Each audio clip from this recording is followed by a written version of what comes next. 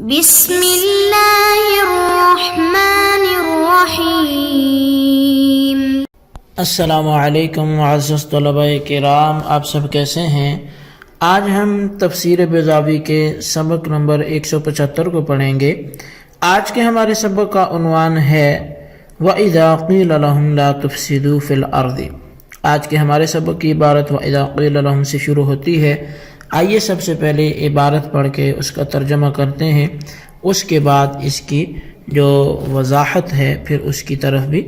بڑھتے ہیں اور دیکھتے ہیں مصنف علیہ رحمہ آج کے سبق میں ہمیں کیا سمجھانا چاہتے ہیں۔ تو مصنف علیہ رحمہ لکھتے ہیں وَإِذَا قِيلَ لَهُمْ لَا تُفْسِدُوا فِي الْأَرْضِ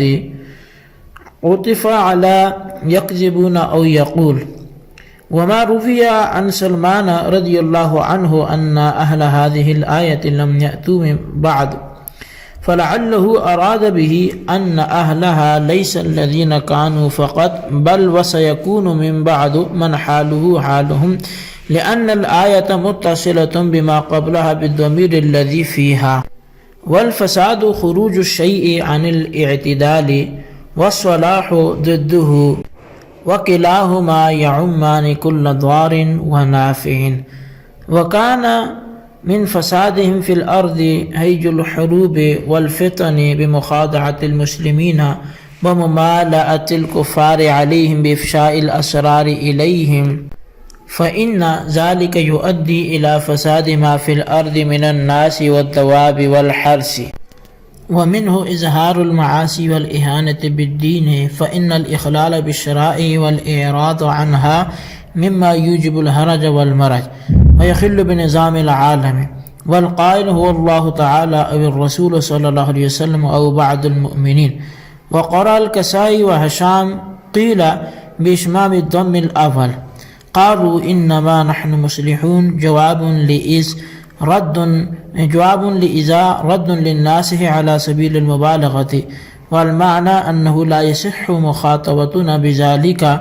فإن شأننا ليس إلا الإصلاح، وإن حالنا متمحضة عن شوائب الفساد،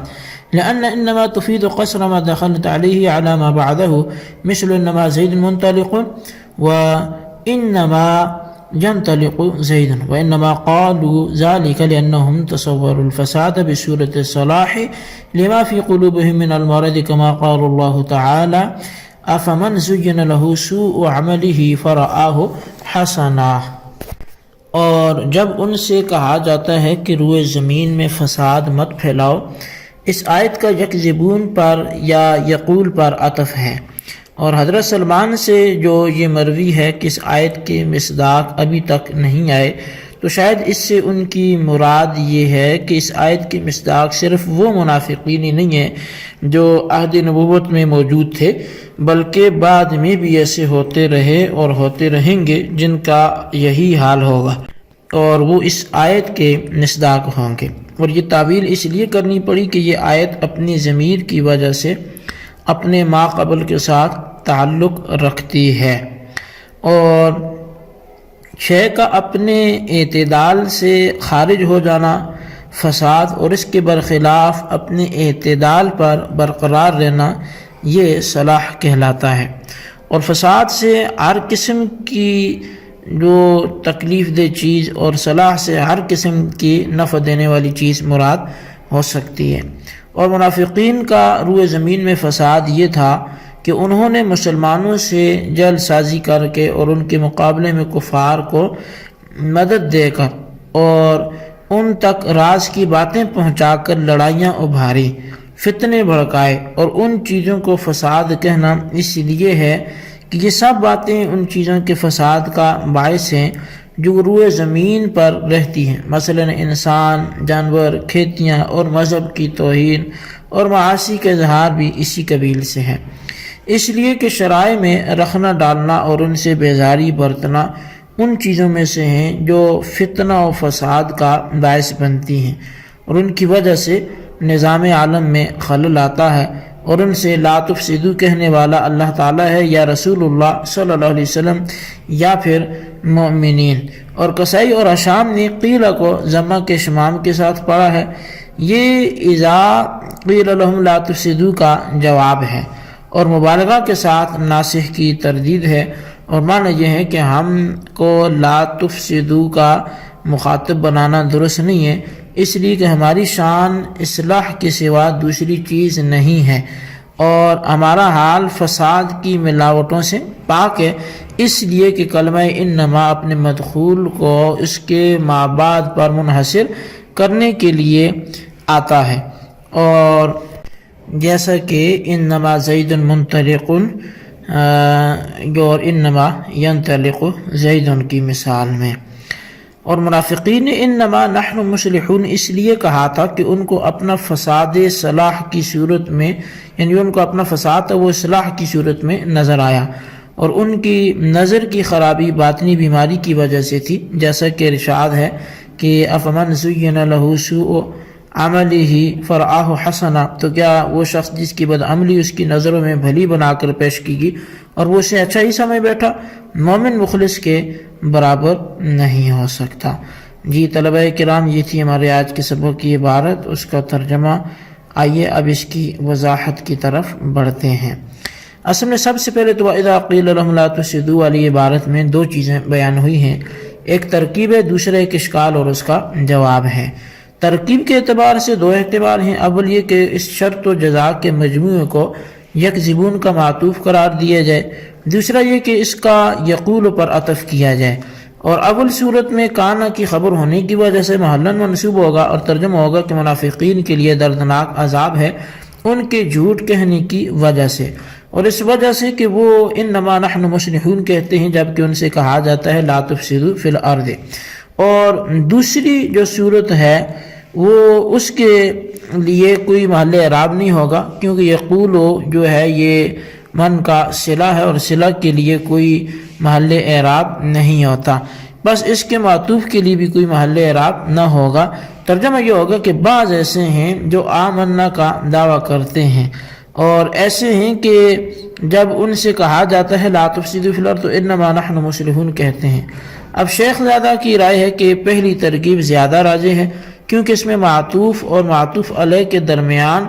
فعل لازم نہیں آتا۔ ایک تیسری ترکیب یہ بھی ہو سکتی ہے کہ اسے جملہ مستأنفہ مانا جائے اور یہ کہا جائے کہ اس سے خدا اور کذب کی تفصیل کرنی مقصود ہے،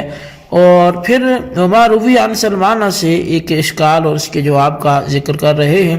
اشکال یعنی اعتراض یہ ہے کہ قاضی کی ذکر کردہ دونوں ترکیبیں صحیح نہیں ہیں، کیونکہ ان دونوں کے اعتبار سے یہ کلام ما قبل والے کلام کے تحت ہوگا، پس لازم آئے گا کہ جو لوگ کلام سابق کے مصداق تھے یعنی منافقین عہد نبوت میں، تو وہی اس کے بھی مصداق ہیں، حالانکہ سلمان فارسی رضی اللہ عنہ فرماتے ہیں کہ اس کلام کے مصداق ابھی تک نہیں آئے۔ تو جواب اس کا یہ ہے کہ حضرت سلمان فارسی رضی اللہ تعالیٰ عنہ کا مقصود حصر کی نفی کرنی ہے، یعنی اس کے مصداق وہی نہیں تھے جو عہد نبوت میں موجود تھے، بلکہ آئندہ بھی ایسے لوگ ہوتے رہیں گے۔ تو سرے سے وجود کی نفی مد نظر نہیں ہے، اور اس تعویل کی ضرورت اس لیے پیش آئی کہ اس جملہ میں ہم ضمیر ہے جو من الناس اور من یقول کے من کی جانب لوٹ رہی ہے، جس سے معلوم ہوا کہ یہ آیت ماقبل والی آیت کے ساتھ جو ہے وہ متصل ہے۔ دوسرا اس کا ماقبل سے ربط، سو ترکیب میں یہ جزا واقع ہے اذا قیل لہم آیت کی، اور ربط یہ ہے کہ اس سے ناسخ کی مبالغے کے ساتھ تردید کرنی منظور ہے، اور مبالغہ دو چیزوں سے پیدا ہوا ہے، ایک جملہ کو اسمیہ ذکر کرنے کی وجہ سے جو استمرار اور دوام پر دلالت کرتا ہے، دوسرا شروع میں انما لانے سے جو حصر پر دلالت کرتا ہے۔ انما اپنے مدخول کو منحصر کرنے کے لیے آتا ہے اس کلمہ پر جو اس مدخول کے بعد واقع ہو، بس جیسے انما زید منطلق میں زید کو انطلاق پر منحصر کر دیا ہے، یعنی زید انطلاق کے علاوہ دوسری صفت کے ساتھ متصف نہیں ہے، اور انما ینطلق زید میں انطلاق کا حصر زید پر ہو رہا ہے۔ آیت میں جس حصر کی طرف قاضی صاحب نے اشارہ کیا وہ حصر افراد ہے۔ حصر افراد میں شرکت کی نفی ہوا کرتی ہے۔ جب ان سے کہا گیا کہ فساد مت پھیلاؤ تو چونکہ وہ اپنے آپ کو مصلح ہی سمجھتے تھے، لہذا وہ یہ سمجھے کہ ہمارا ناصح ہم کو صلاح و فساد کے درمیان مشترک سمجھتا ہے، پس انہوں نے فساد کی شرکت کی نفی کر کے اپنے اوپر صلاح کو منحصر کر لیا، اور ناصح کو بابر یہ یہ کر دیا، یہ اس کو احساس دلانے کی کوشش کی کہ اصلاح کے سوا فساد کا شائبہ بھی ہم میں موجود نہیں ہے۔ اور پھر آخر میں یہ کہ ایک شبہ پیدا ہوا کہ فساد تو ایک امر محسوس شے تھی، کیا منافقین اسے بھی نہیں سمجھ پائے اور اس کو اصلاح کے بیٹھے؟ تو قائد صاحب نے جواب دیا کہ اس فساد کو اصلاح سمجھنا ان کی قلبی بیماری کی وجہ سے تھا، جیسے یہ ارکان کے مریض ہر شے کو وہ زرد دیکھتا ہے۔ اب پھر ہم اپنے سبق کو یہیں پہ موقوف کرتے ہیں اور آئندہ ہم اعلیٰ انہم المفسدون کے تحت گفتگو کریں گے۔ جتنا بیان ہوا اس کو اچھی طرح سمجھیں، اس کے خلاصے کو اپنے رجسٹر پر ضرور نوٹ کریں۔ اللہ تبارک و تعالیٰ سے دعا ہے جو ہم نے پڑھا سنا سے یاد رکھنے کی توفیق نصیب فرمائے، آمین بجاہ النبی الامین صلی اللہ علیہ وسلم۔